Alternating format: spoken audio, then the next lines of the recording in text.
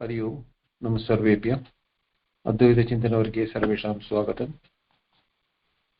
ओम नमो ब्रह्मादिभ्यो ब्रह्म विद्या संप्रदाय कर्तृभ्यो वंश ऋषिभ्यो महद्भ्यो नमो गुरुभ्यः।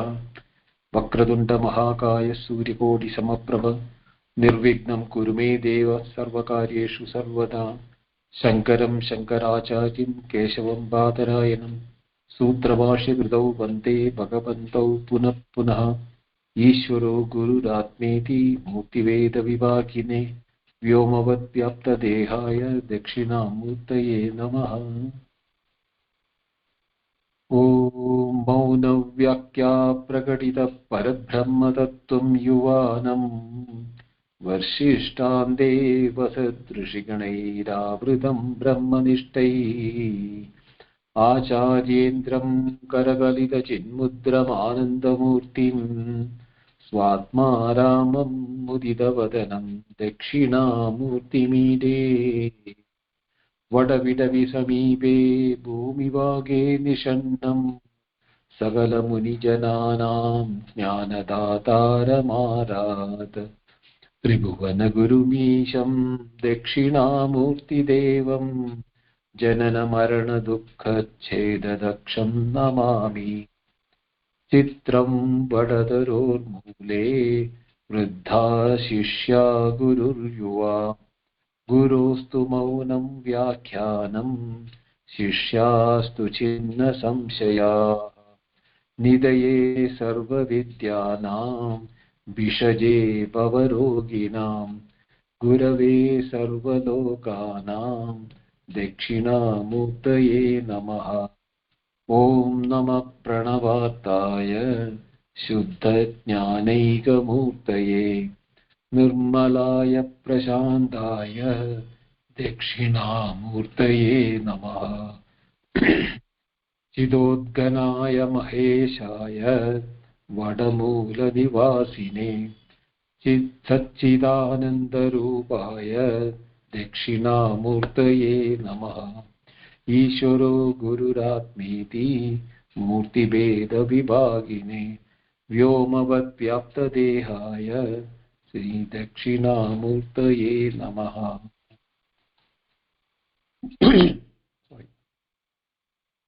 विश्वं दर्पणदृश्यमाननगरी तुल्यं निजान्तर्गतम् पश्यन्नात्मनि मायया बहिरिवोद्भूतं यदा निद्रया यत्साक्षात् कुरुते प्रबोधसमये स्वात्मानमेवाद्वयं तस्मै श्रीगुरुमूर्तये नम इदं श्रीदक्षिणामूर्तये।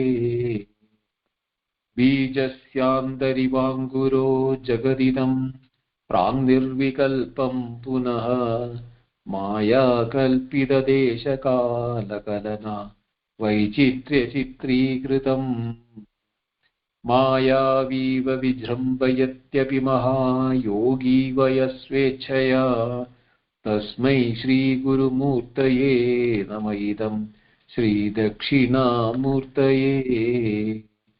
यस्यैव स्फुरणं सदात्मकमसत्कल्पार्थकं भासते साक्षात् तत्त्वमसीति वेदवचसा यो बोधयत्याश्रिता यत्साक्षात्करणात् भवेत् न पुनरावृत्तिर्भवाम्भोनिधौ तस्मै श्रीगुरुमूर्तये नम इदं श्रीदक्षिणामूर्तये। नानाछिद्रगणोदरस्थितमहादीपप्रभाभास्वरं ज्ञानं यस्य तु चक्षुरादिकरणद्वारा बहिस्पन्दते जानामीति तमेव भान्तमनुभाति एतत् समस्तं जगत् तस्मै श्रीगुरुमूर्तये नम इदं श्रीदक्षिणामूर्तये। So we are into the fourth stotra of Dakshinamurthy Stotram. Nana Chidra Gada Udara Stita Maha Deepa Prabha Bhaswaram Jnanam Yasya Tu chakshuhu adi karana dwara bahihi spandate janami iti tameva bandham anupati etat samastam jagat tasmai Shri Gurumurtaye namayidam Shri Dakshinamurtaye. So I have split the words. Nana chidra. Nana means multiple. Chidra means hole. Ghataha means pot. Udaraha means bellied. So a pot of the belly which has got many holes. Tatra sthita. Nana chidra gadodara sthita means placed inside that. Mahadeepa Prabha Bhaswaram. Mahadeepa means it's a lamp which is brightly shining. Here the Maha doesn't mean that the size of the lamp. It is the brilliance of the lamp. Mahaprabha, Deva Prabha, Bhaswaram, how it is shining. Jnanam, knowledge or awareness. Yasyatu, which is Chakshuradi Karana Dwara. Through the Karana means instruments of like Chakshuhu Adi, like the five sense organs. Bahihi Spandate. It is pulsating or, flowing outward. Bahihi Spandate. Then, Janami iti. Then that Jnanam, when it hits the objects, Janami, I know, I am knowing the object. Iti, when it happens, Tameva, that itself is Bandham, shining, Anubhati, even the reflections of that. That means the light which is going from the hole, when it falls on an object, the object is enlightened by the light which is falling it. Therefore, the light from the object is being observed by the pot. So, bandham anubhati, etat samastam. In the same way, samastam jagat, the whole world is being apprehended or known to us. And one who has explained to me and made it clear to me by the Tasmai Sri Gurumurtaye Namaidam Dakshinamurtaye. So, here we have to understand that this is a principle of what Sankhya and how the knowledge is happening in their philosophy. So that is borrowed here more or less in a slightly modified way. So that refutation will come in the subsequent Vartikas.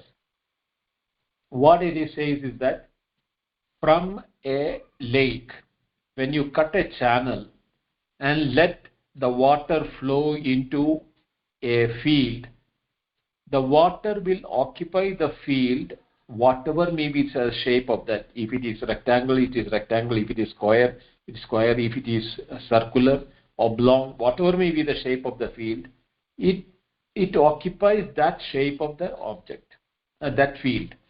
In the same way, the knowledge, when it proceeds through the sense organs of perception, the awareness percolates onto the object and cognizes the object in the aspect of the instrument from which it is going. For example, if it is going from the eyes, it can only perceive the form and the colors of it, but not anything like, its touch or smell or any other aspects of it. But if it is an object which has got the other aspects, it can, the eyes can see the name and the form and the colors. It also can comprehend the other aspects like, the sense of touch, whether it is soft or hard or like that, when we touch it. That is another sense organ is involved in it. Now, if it is producing a sound, like for example, it is a blue bird or a colorful bird which is singing a song. The eyes will see the shape of the bird, the colors and the way in which it is moving, etc., movement, etc. But the sound produced by the bird will be heard by the ears.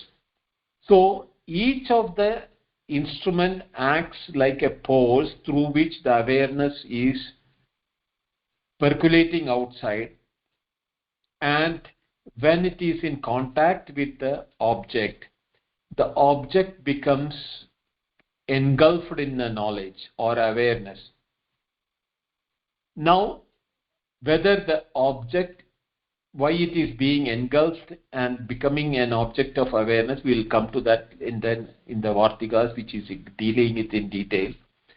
But for us now, the thing is that in the same way, when I say Janami, I know about any object, I am the one which is enlightening the object, and the object as a reciprocal anubhadi is reflecting back my awareness because it is there in the object also. Evam etat samastam jagat. All the object of the world of perception or the world of cognition or whatever may be what we are experiencing in the whole world is a process like this. This is how it is being explained in this stotra. So when it is being seen, it is that we have now two aspects. Janami, that means I am the one who is knowing, and I am also getting the meaning that I know that I am knowing it. There is another knowledge also within me, myself, which is saying that I also know that I am seeing. It is not only that I am seeing, but I also have an awareness of within myself that I am seeing. I am just taking one of the sense organ. So when I see an object, it is not that I seeing the object, I also have an awareness which is called the I am seeing. That is what is called the anubhadis. That it has to come from the object. So one is enlightening the object, the same day reciprocal from the object to make me feel that I am the one who is knowing it. So that is also there. My presence as a knower is made available by the object which is reflecting the awareness. Or it is not actually a reflection of the awareness. We will come to that at the what is exactly happening. So we have now both the aspect that there is a self-awareness in the process of every cognition. So this is how this thing is it. Now there is an objection to it from the Vedas. So what does it say? Swataha santaha prakashante bhava gadapadadayaha na ishwarasya samaveshadi samevashadityesya etat uttaram uchyate. Samaveshadi asya uttaram uchyate. So what does it say? Swataha santaha. They are all self-existent.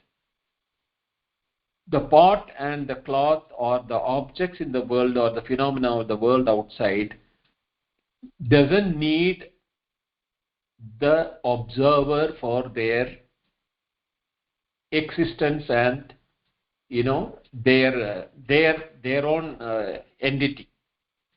So therefore you cannot say that the Chaitanya from the observer or the Ishvara, here they are using the word Ishvara here, samaveshadi. So it is the one which is entering in the pot, or like nana chitra katotara that from the light from the pot is entering or falling on the object. It is nothing like that. The objects are self-existent, and therefore there is no need of an Ishvara to shine them or to know them. There is nothing called this type of an activity which is being refuted by the opponent. So for that, the answer is being given by the next Vartika, which is saying that ahamiti anusandhatha janamiti na chet spuret kasyako va prakasheta jagat cha syat sushuptavat. Now he is objecting to the statement by the opponent. If the objective consciousness and that I know, it is from my statement that I know the object. Same way, if the objects by itself also has got that there is nothing to shine or to whom shine, the whole world would have become as if our experience of our deep sleep. Syat sushuptavat. Because in the sushupti, what is happening? We are present in the Chaitanya is present in us as a deep sleeper. But the world of objects are not there. So the objection to the opponent's statement is being said that if the object doesn't need my presence or my awareness for its existence or for their being available for the knowledge, then it should happen even when I am asleep. It should be available to me. I'm not talking about available to others, the third party. No. If the world of objects were independent for their own existence and awareness without my awareness, then the object should be even available even when I am in the deep sleep. But that is not happening. So it is a prerequisite. Tameva bandham anuvadi sarvam. Only when I perceive an object, the object become perceivable. Otherwise, the object is there or not is at all a matter of cognition for me. Then it happens similar to my deep sleep.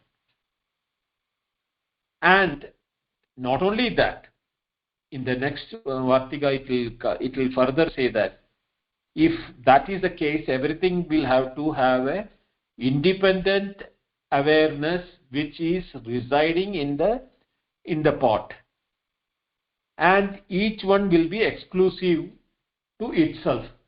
There will not be any what you call shared experience, what we call it as a shared experience. So what does it say? So it goes to say prag urdhvam cha asatam sattvam vartamane api na saswatah tasmad isho sthitam sattvam prag urdhvam vivarjite. The non-existent past, in the present, the future cannot exist in the being. Adau antau cha yadnasti madhye taddhatah. In the Mandukya Kari it says, that which is not there in the past, not there in the future, if it is being experienced in the middling, then that is not which is sat, that which is not is permanent in nature. Like the snake appearing in a rope. What happens is that the snake was not there before, and when the knowledge came that it was a rope, the snake was not there. So, but in between we did experience a snake phenomena there on that spot. So what happened in between, even though it happened, it has no independent existence unless I felt that the snake was there. It may be my error in cognition or a misapprehension. But even there, the I as an observer is mandatory even in such a case that Only in my presence there, even the misunderstanding or that. But in such a case, because it doesn't have a past or a future, it is not permanent or it is not something which is real, like the Ishvara. Ishvara is the one which has got, or the awareness was, you cannot say awareness was not there before or awareness is not there after. But in between, in the awareness, when the object becomes observable, the object which is getting the awareness has to depend upon the awareness of the observer, not that it has an independent awareness. That independent awareness will never be a, what you call, a real, a thing, a permanent existence or permanent awareness. Only when the awareness from the Chaitanya is giving it a Chaitana or a awareness, it becomes an object of awareness. This is that prag urdhvatvam vivarjitam. So there is nothing called before and after that. Swayameva prakasheran jada yadi vineshwaram vina ishwaram sarvam sarvasya bhaseta nava bhaseta kinchana. Swayameva prakasheran. Suppose every object has got its own capability to be aware of things. Like the jada, in the case of a jada object, means where the hot, mountain, rock, tree, etc. Jada, prakasheran, if they are all self-illumining in nature, vina ishwaram, vina chaitanyam. Here Ishvara doesn't mean the Ishvara which we are talking about. Vina ishwaram means vina the chaitanyam, without the chaitanya. Sarvam sarvasya bhaseta. Then there will be only, what you call an awareness residing in each of those objects per se. But one cannot be an object and at the same time subject. So, sarvasya bhaseta nava bhaseta kinchana. In that case, what happens is, the meaning said is that if the insentient objects were to shine by themselves independent of Ishvara, either everything would present itself to everyone's consciousness or nothing at all would be present in itself to the consciousness. Therefore, the whole world would have been in one level, either all-knowing or totally not knowing. So, tasmat sarvam sarvajñam atñam va jagat syad ekarupatakam. Therefore, it is saying that if all of them had the same awareness of the observer, there is no object. The object also becomes a subject. Now, when here is something which we have to really analyze it properly. Between two sentient beings, for example, one human being observing another human being. When we are observing another human being, we think that the other human being is sentient. But what we are observing in the other human being is not his sentiency, but his insentient aspects of his body. We can never be cognizing the awareness of the resident awareness which the other person is observing us, because I am an object to you, you are an object to me. So my objectiveness of you doesn't include your awareness. What I am objectifying is other than the awareness aspect of the sentient being, but sentiency per se is not being observed by me. Same way, when you are observing me, you are observing my physical aspects or my sound or the way I look at or my movement. These are all related to maybe as a kriya or as an action you may observe it. But my sentiency as an awareness with which I also know you is never an object for your cognition. Therefore, that is why the tameva bandham anubhati sarvam is that word that by the consciousness is required in the individuals to know the world is to know everything. What we are knowing in that awareness is not awareness aspect of it, but the insentient aspects of the object through the karanas, through the sense organs.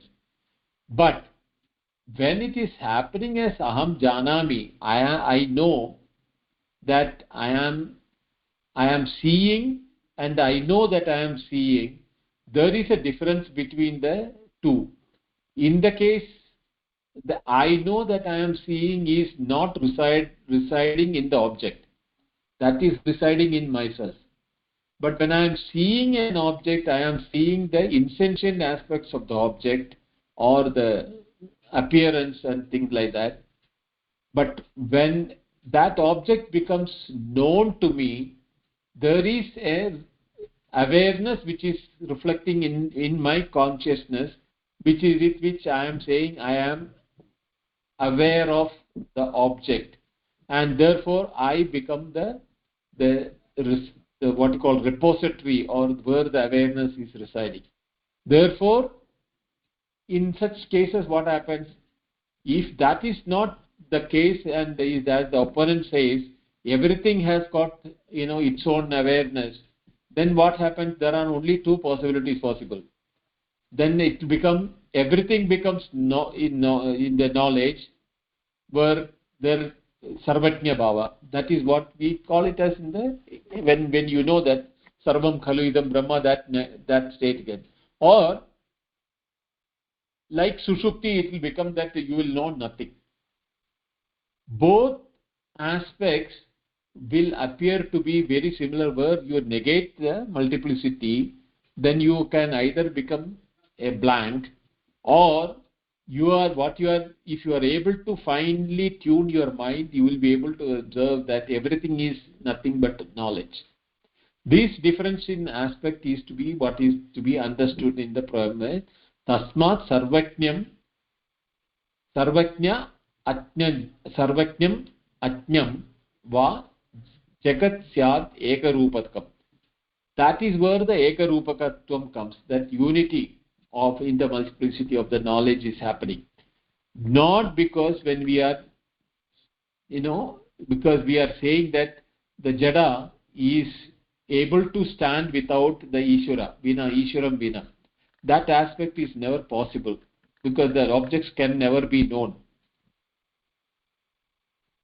Tulye swayam prakashatve jada chetanayor mitaha tulyameva prasajyeran grahya grahakatamadayah indriyanam aniniyamat chakshusha syu rasadayah. Now here he is bringing the prakashatvam, swaprakashatvam. Tulya swaprakashatvam jade chetanayor mitah. Suppose what I am saying that here, if the sentient and the insentient be alike self-luminous, then it would follow that each alike will be both object perceived and the same turn to be perceived by the other, and so on. And the sense organs being unrestricted with their scope of perception, taste could also be known through the eye, and so on. See, that is why he is saying that indriyanam anineyamat chakshusha syu rasadayah. How does it happen? Tulyam swayam prakashatve jada chetanayor mita. If the jada and chetana, both the sentient and insentient, have equal self-luminancy or self-awareness, then what? Tulyameva prasajyeran. Then they will be, all of them will be having the equal level of awareness. Then grahya grahaka adayaha will not happen. The one which is perceiving it and what is being perceived, these type of things will become one and the same. In that case, what happens is that every sense organ will be able to have the same event of awareness. You will not be able to differentiate between what the eye see and what the tongue tastes between the two, because it is all becoming the awareness aspect of it. Because it is not only that you are looking at it with awareness, even the objects are also having the same awareness in the same way, which is giving that. So there, from them also, the shape need not be known as a shape. It will be pure aware. It will be in the form of an awareness or chetana, which is possible to be picked up by any of our sense organs. Therefore, the mix-up of the sense organs can take place if it is not been understood that Swayaprakashata is only available in the observer, not in the observed. Now, the observed independently can become a Swayaprakashata when, like, two sentient beings are becoming. He can have it as a subjective experience and objective experience. But when we are looking at an object, whether it is sentient or insentient, the sentiency of the object is not what we are getting it, but the insentient aspect of the object. Therefore, we are able to perceive it through the different sense organs, not mixed up as if it is the same sentiency, there is no difference. See, basically what it is coming to that statement is that sentiency, whether it is in the observer or in the observed, the sentiency is only one and the same. But the sentiency with which we are using the instruments, like the 5 sense organs or perception, when we are doing that, we are specifying the insentient aspects of the object. That is why we are not able to see the unity of the sentiency. Even for knowing the sentiency, we cannot use our sense organs, is what is ultimately coming to. So, but without that, the sense organs cannot function also, which is being explained in the further ones. Ishvara cognizes and acts through upadhis. So this is why the upadhi is coming which into everything. Malina darshapat paschat prag bhagatulyayo kriya shakti jnana shakterantah karana bhagayoho pradibimbe spurannishaha karta jnaneti jnateti katyate. The manifesting himself is by way of reflection in the kriya shakti and jnana shakti. The tulya bhagayo kriya shakti jnana shaktiyor antakarana bhagayo. Through the antakarana, the two sides of the antakarana, the inner organ of ours, it has got both the kriya shakti, means related to action, which is connected to the prana, and jnana shakti is the knowledge aspect of it, which are like unto the dull and the clear. The kriya shakti is the dull aspect. It cannot have the what you call knowledge of apprehension or knowledge to know that. But only jnana shakti has the brightness, clearness with which it can observe. It is just like the dark and light. The back and forth front sides of a mirror. The mirror can reflect only from one side of the mirror. The other side is not being have the potency to reflect. The Lord is spoken of the doer and the knower. The Lord is spoken of as the Pradibimbe Spuranishara. Pradibimbe Spuranishara. In the Pradibimba, the Ishvara, when it is saying Karta Jnateti Katyate. So he is the one who is, that is why he is called both the Karta and Jnata, because he has the aspect of both Kriya Shakti and Jnana Shakti, even though the Kriya Shakti is not a potency to which the knowledge takes place. It is the dull aspects of the Kriya Karma, Prana Adi. Whereas Buddhi Adi, which is the Spuran, where the reflection is happening, Therefore, jnateti katyate. Therefore, it is being said that it is the way which we are getting the knowledge. Now here, the mirror example is used for aspect of that, the upadhi, instrument through which we come to know that in the buddhi or in the intellect, when the Chaitanya is reflecting, the buddhi has the potency to reflect the awareness, knowledge, not only by self-awareness, but also it is that from which the light emits to the world outside, and the reflection of the light is cognized by the buddhi that the objects are available for perception. But the same Ishvara, when it is functioning through the other than the buddhi of the body, it is through the hands, limbs, and sensor and the other aspect, kriya pratim, like hands, legs, breathing, etc. All the pancha karmendriya. Karmendriya has no potency to know something. So both are coming from the same source, the Ishvara or the Chaitanya which is there. Due to the difference of the upadhi, like the mirror, one side it can reflect, the back side it cannot reflect. Same way, the buddhi can cognize, perceive, and have the awareness and knowledge of things. But the other instruments of karmendriyas have no way by which they cognize or become aware of things. They are dull and non-reflective for as far as awareness is concerned. But both for the karmendriya as well as jnanendriya, the Chaitanya is the same, which is being functioning through the body.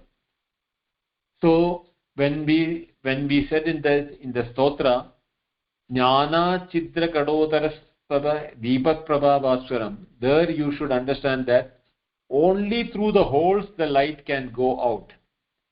Where there is no hole, even though the light is coming from inside, the pot is not able to reflect that light to the world outside, and therefore we don't see anything, those areas which is light is not coming out.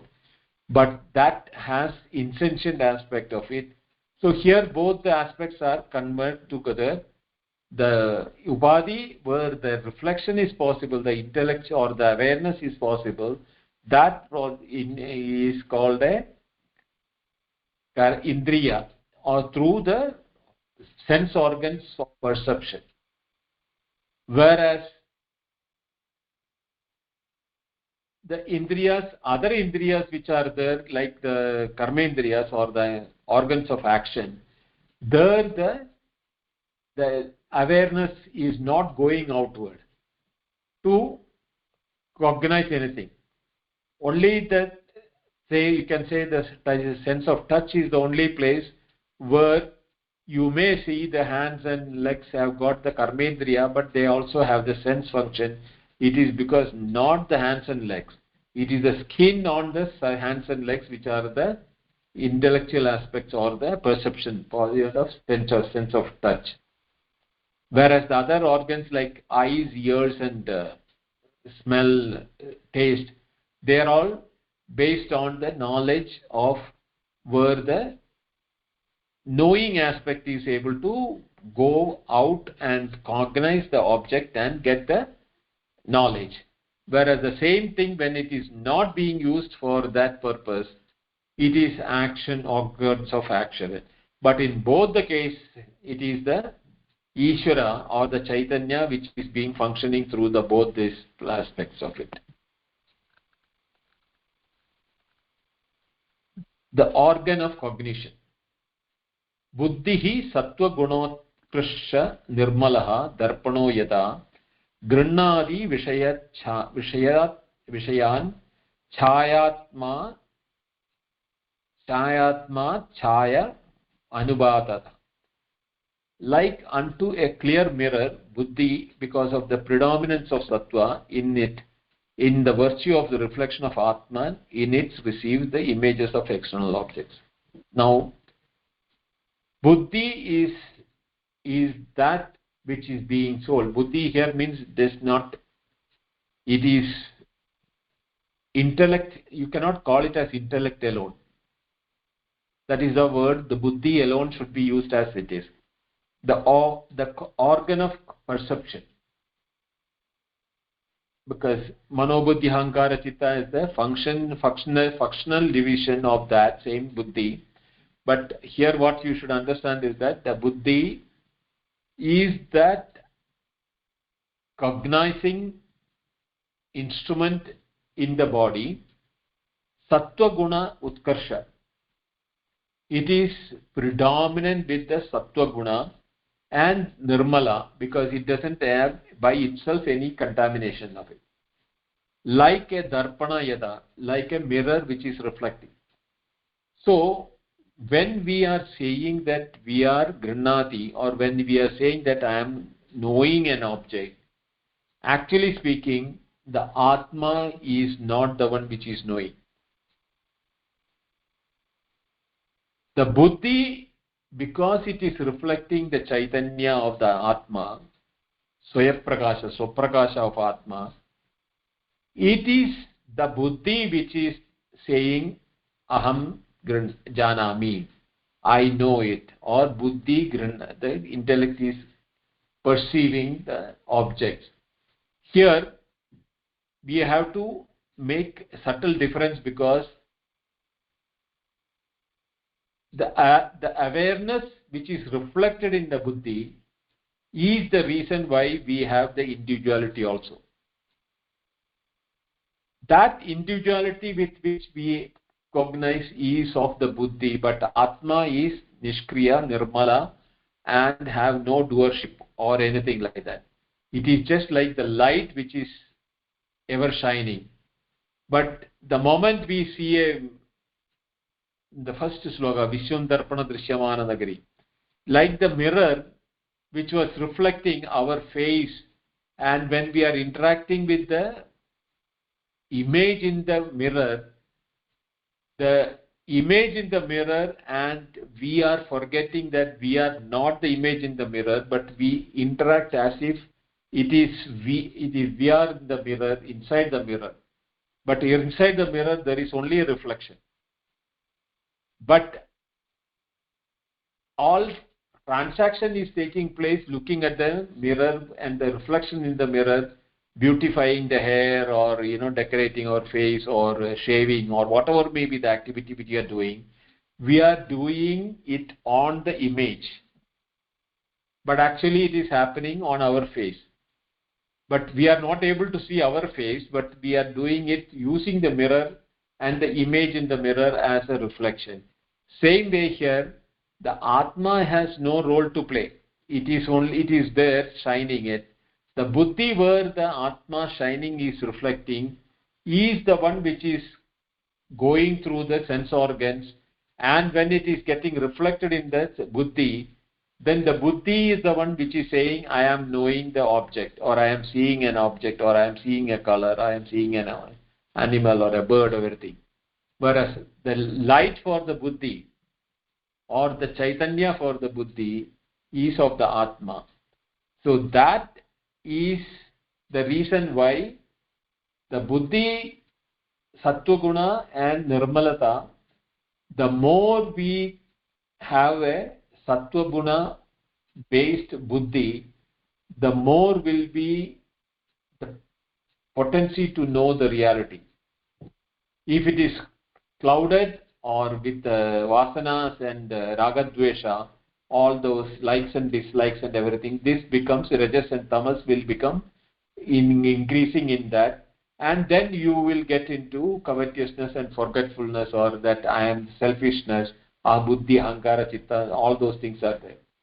In a shuddha chitta, nirmala chittam, in the pure awareness, in the buddhi, what happens is that it becomes translucent. The mirror, the buddhi loses its independent, reflective nature type of it. It becomes one with the Atma type of a thing. Like the mirror losing the coating behind the mirror, what happens is that the light passes through it like that. The buddhi do not own the ownership anymore, nor does the Atma has ownership right from the beginning. So nor will there be any effect on the buddhi. And such a clear buddhi is the one which is having no attachment, no likes or dislike or anything. So it is this condition of the purpose of cognition in the buddhi, when we make it more and more pure through the removal of the dirt of malam, sattva, rajas, tamas, when it becomes predominantly sattva and all those things, it becomes much more clearer for the knowledge to shine in itself. And the object which is enlightened by the reflected light from the buddhi also will be having the purity of the light. It is just like, suppose that if the mirror had a blue color, the light which it emits from the mirror will be blue in color. So even if the object is white in color, it will appear to be blue. This is exactly how it happens when we do the thing that likes and dislikes are, we feel on the object, is because likes and dislikes is in our buddhi. The objects as they stand, they are all pure. They have their own nature. Prakriter anyado bhavo kadanchit na bhavishyati. That there cannot be changed. But whether it is likable or not likable, love it, hate it, all those things are happening because the quality of the buddhi with which the light is, the chaitanya from the Atma is being reflected onto the objects for perception. The purer the objects, the purer the intellect comes or the buddhi becomes, lesser will be the ownership of the buddhi that I am the one who is observing it. And the vasanas in the buddhi, when it gets reduced, there will not be any raga dvesha, like likes and dislikes, or selfishness, all those, even the memory, forgetfulness, or recollection, all those things will be in a better state. So this importance of the buddhi is what is one need to understand as a organ of cognition, not only for knowing the world in its purity, but also having to attain a state of nisangata, or unattached or detached aspect of when in action. So in action, when you want to be detached, it is the purity of the intellect or the buddhi which plays the important role in it. Antakarana sambandha nikhilani indriyanyapi radangane rada anga nemi valye kalita iva kilaka. Radanganemi. How is it?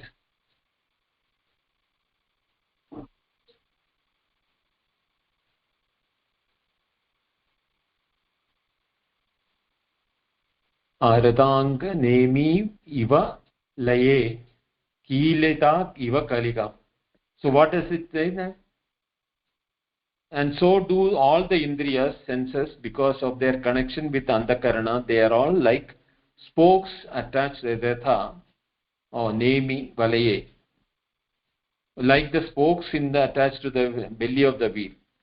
So the instruments like antakarana, nikhilani indriyani api, all the indriyas, all the sense organs are not independent functionaries. The independent functionaries of the sense organs are not there. They are all dependent upon the buddhi. The quality of the buddhi or the intellect or the perception instrument will decide the beauty or the purity of the sense organs through which they also comprehend the world outside. Therefore, the Antakarana Shuddhi or the Buddhi Shuddhi is Sambandha, is the relation because of which every object which is being perceived by our different sense organs also get their purity from the duty of the purity of the intellect. Then from here onward, the 10th onwards, it is, I'll read the 10th and 11th line, but this is not as per the Advaita philosophy. Then we will jump straight away to the Vartika 23 onwards, where we can discuss about it. But just for the explanation part, I will just read it and explain it, that because this is talking about the Upadhi or the instrument through which it is functioning. Nadyandakarane syuta jalasyuta sutravat thavistu golakandibhi prasarpanti spulingavat karanani samastani yadastvam vishayam prati. These are the nadis woven in the antakarana, like unto threads woven into the net, by them verily reaching up to the physical regions of the sensation. All sense organs move like sparks of fire toward their respective objects. Now from here onwards till the 22nd Vartika, he is talking about the Mooladhara, the other sense organs and everything, which is more of a descriptive point of view. It is not from the Advaitic aspect of view, and it has taken more from the Mooladhara and etc. This thing. But basically, in this mantra, what we have to understand is that the sense organs are connected to the intellect through systems of nadis. Nadis are not nerves, they are all subtle connections, something like the neurons in the brain. How they are being connected through for the modern science talks about neurons in the brain, whereas in this thing they use the word nadi. And nadi, in the Chandogya there is a detailed discussion about the different colors of the nadi and how the sattva, rajas, tamas is different depending upon how the nadis are colored. They say that 72,000 nadis are there for each organs in the body. So each, and the predominance of whether it is white, blue or red will decide whether it is sattva, rajas, tamas, and that how the function of the sense organs are happening. There is a detailed discussion in the Chandogya Upanishads on that. So let me not get into those aspects of it, because they are not talking about the philosophical aspect of it. It's more for people who are bodily oriented and they would think the body is reality and the body is the way in which the body functions. We should understand one thing from our thing, that it is all residing, they are all connected by the intellect, buddhi, for the proper function through the sense organs, whether it is the eyes, the sabda, sparsha, rasa, rupa, gandha, all the 5 sense organs, purity of functioning depends upon the purity of the intellect. If the intellect, antakarana, here antakarana is inclusive of all aspects of the buddhi, mana, buddhi, ahankara, chitta, all the 4 aspects of the antakarana, is the quality of that is what is depending, or the reason with which our perception of the world also becomes purer.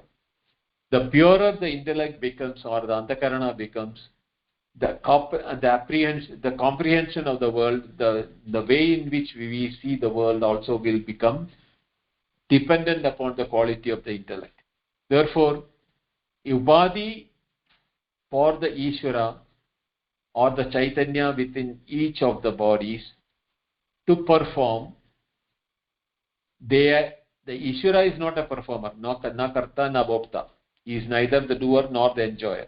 It is the reflected aspect of the buddhi which is making us feel that I am an individual, and the purity of my intellect or my antakarana in the internal organs will will be the one which is controlling my sense organs and their perception of the world. Whether I get affected by the world outside, whether I'm not unaffected by anything happening, whether I have selfishness or ego, or all those aspects will depend upon the purity of the Antakarana. But the Chaitanya, the purity, the Atma with this, the one which is reflecting in the Buddhi, has no role for neither he is a doer nor he is an enjoyer. This is what we have done then. We will take the 23rd Vartika onwards in the next class. Next week, we may not have the class. So after 1 week, because we are meeting in Bangalore. So week after that, we'll meet again. Okay, any questions?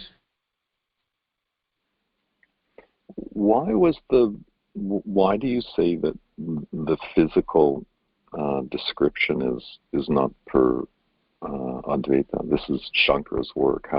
Why are you excluding it? It is not the Shankara's work doesn't talk about the Mooladhara and the Nadis, etc. It is the Varthikas of Sri Suresuracharya which is talking about it. Shankara has written only that sloka, which is a Nana Chitra Kadotaraskata, that sloka only. In that there is no mentioning of the Nadis or the what you call Mooladhara, etc. That Sushumna Nadi or different chakras, etc. But why the discussion? Just because it's physical in its description, it becomes disqualified from. Then this is just an abstract discussion. It's not a detailed discussion. Just because there's so-called physicality, flesh and organs and structure involved, right, doesn't take it away from reality. It is actually speaking, even the intellect, the Antakarana Buddhi which we are talking about, is not what we are. Right? Yeah, of course. But the point is the space has not become the mud. But there's even a process to it, even though it's an appearance. Right? I don't know. I mean, there's a point. I totally understand why. I do. I asked it and I knew the answer, but there's a point. This is I'll have to think about it more. There can be a detailed description of how it happens. It's not happening, but the appearance. I agree with you, Patrick. I agree with you 100% with you, what you're saying. But is it of any help? Then we can discuss it, no doubt about it.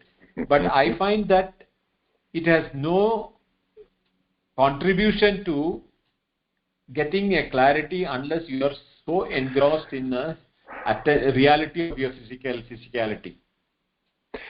Maybe on the first pass, it's the teacher says we're going to, on our second reading of this, we'll go into detail because for many of us this isn't our first introduction to an Advaitic idea.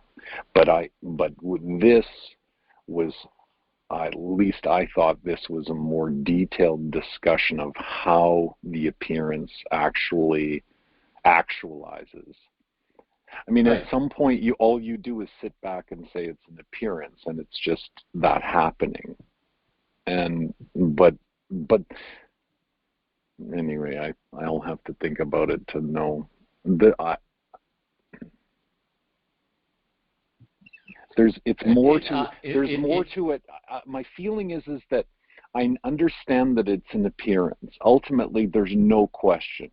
It is only that, and the right. Details are really less relevant. But it's far too grand to be merely an appearance, and that's an important statement. It's just far too intricate and far too profound to be just merely an appearance. It happens like this. There are causes, or at least instruments in the whole process to bring about the appearance, is maybe the way I should say it. Do you know what I mean? Right. Yeah, I know, understood what I'm saying. Now I'll ask you a question. When you are hungry, you have got your meal served in a plate, and by the side you have been given the fork and spoon and knife, etc., all over things, and the glass water. Now when you are hungry, to quench the hunger, if you are not hungry, you will look into all the details. Who is the manufacturer of the spoon, whether there is a brand name of it, whether it is made in which country, and what is the shape, etc. You are not hungry. So that time you can get into the details of the spoon and the plate, whether it is china or bone china or whatever may be the plate, or is a silver plate or whatever may be that. But your purpose is, when you are hungry, you don't look whether you are using a spoon or a fork. All you will be busy will be to push it down your mouth. The purpose of sitting there and having the food is to quench your hunger, not to appreciate the decoration of the dining table and the qualities of the spoon and the plates, cutlery. But without the spoon and the cutlery, the food cannot be served. So you should give importance. Yeah, that is an aspect which you can take. I am not denying it. But does it serve in quenching your hunger? I think it's relative to the type of hunger. There's Western, like, science is trying to explain this right now, and Dharma explains all of it in detail. It's not science, but it's better than science in a way. All the rishis had all of this information and knew it all. They asked all the questions and answered them as well. This is superior to Western science. Right. I'm not denying it, but the thing is that they didn't have the gadgets what Western science has today. But what's fun is that you're actually genuinely not interested in the details. I admire that. Yeah. I totally admire it, but it's funny. Yeah. It's where there is a need for investigative approach to the philosophy which is being given. I will get into it threadbare, because that helps all of us. But if it has lesser relevance, that is auxiliary in nature, I will rather skip through that. And those who want to study can study that. If you have a question, I will take the question in the next class and I can answer that. Yeah. I think it's more like when we say, like, there's all these different discussions that go on about the mind and the aspects of the mind and what's doing what. I couldn't care less about that. I just see it as that's Brahman. So there's no need to know the intricacies sometimes. I just think in this is such an important part of it. I'm going to learn more about this. In fact, if you analyze every of our actions, you will find that most of the time we are more interested in the knowledge aspect of than the interaction part of it. Yeah. Okay, why is it so? It is because that is what we are. We are knowledge per se. So our predominance will be to know things, or when experiencing also, we are knowing things. Through the experiences also, there is nothing but knowledge which is happening. The objects, the events, the other details related to are only auxiliary for getting the knowledge converted into our system. Right? Yeah. Okay. So thank you. We'll stop here today. Om Purnamada Purnamidam Purnat Purnamudachyate Purnasya Purnamadaya Purnameva Vasishyate Om Shanti Shanti Shanti. Harihi Om. Shri Gurubhyo Namaha. Harihi Om. Thank you all. Namaskar.